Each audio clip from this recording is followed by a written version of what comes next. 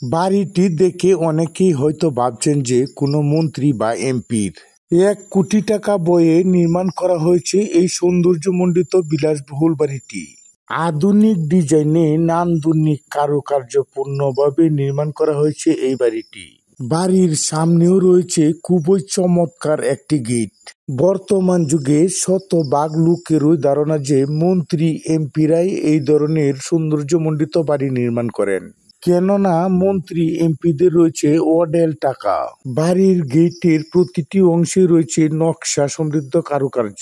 নান্দনিক ডিজাইনে গ্রামের মধ্যে থাকা এই বাড়িটিকে দেখার জন্য পথযাত্রীরা এখানে এসে দাঁড়িয়ে বাড়িটির সৌন্দর্য উপভোগ করেন। দ্বিতল বিশিষ্ট এই বাড়িটির প্রতিটি অংশে রয়েছে কারুকার্য। উন্নত মানের টাইলস এবং টাই গ্লাস দিয়ে নির্মাণ করা হয়েছে বাড়িটি। ভিতরের সৌন্দর্য আরো আকর্ষণীয়। বাড়ির উঠোনের সামনে লাগানো হয়েছে দেশি বিদেশি বিভিন্ন জাতের ফুল ও ফলের গাছ।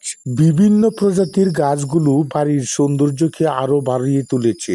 এই সৌন্দর্যমণ্ডিত বিলাসবহুল বাড়িটি কে নির্মাণ করেছে তার পরিচয়টুকু আপনারা শুনুন। রেমিটেন্স যোদ্ধা জনাব মারুফ বাবা আবুল কালাম। ময়মনসিংহ জেলার নান্দাইল উপজেলার দেওয়ানগঞ্জ বাজার টু মধুপুর রুটে হাটশিরা বাজার সংলগ্ন উত্তর পাশে। সৌন্দর্যমণ্ডিত বিলাসবহুল এই বাড়িটি দেখার জন্য প্রতিদিন পথযাত্রীরা এখানে এসে দাঁড়িয়ে বাড়িটির সৌন্দর্য দেখেন। জনাব মারুফ কলেজ লাইফ শেষ না করেই টাকা রোজগারের জন্য প্রবাস জীবনে পর্তুগালে চলে যান। গত 6 বছর যাবৎ তিনি পর্তুগালে প্রবাস জীবনে চাকরি করে আসছেন। রেমিটেন্স যোদ্ধা মারুফ সাহেবকে হাজারো অভিনন্দন। অজপাড়া গ্রামের মধ্যে এইরকম সৌন্দর্যমণ্ডিত বাড়ি নির্মাণ করার জন্য।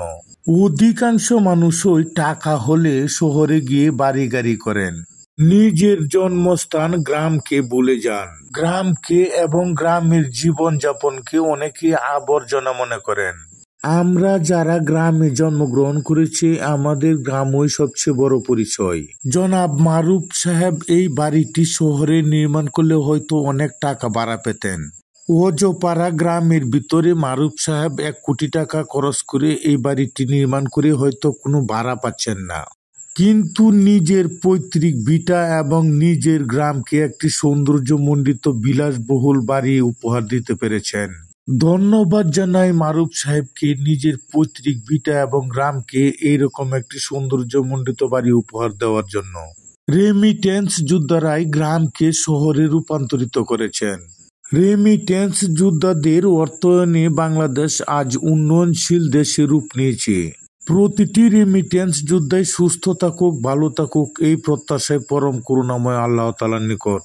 ভিডিওটি শেয়ার করুন। প্রত্যেক রেমিটেন্স যোদ্ধাই যেন নিজ গ্রামে এরকম সৌন্দর্যমণ্ডিত বাড়ি নির্মাণ করতে পারে।